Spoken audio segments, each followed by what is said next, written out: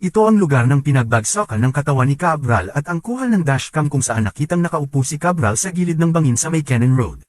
Si Maria Catalina Cabral ay isang dating Undersecretary ng Department of Public Works and Highways sa Pilipinas. Noong Disyembre 18, 2025, siya ay natagpuang dead on scene matapos umano siyang mahulog mula sa bangin sa kahabaan ng Cannon Road sa Tuba, Benguet. Ayon sa driver ni Cabral, dumaan sila sa Cannon Road patungong La Union bandang alas 3 ng hapon.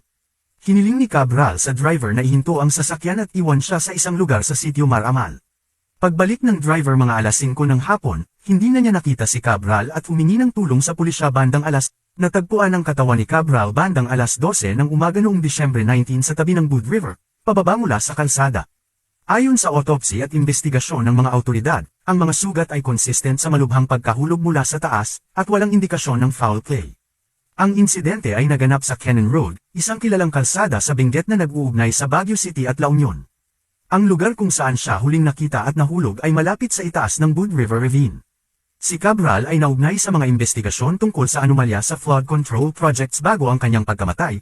Bagamat wala pang formal na kaso na naisampa laban sa kanya, ang pangyayari ay tinuturing na isang malaking isyu sa publiko at investigasyon.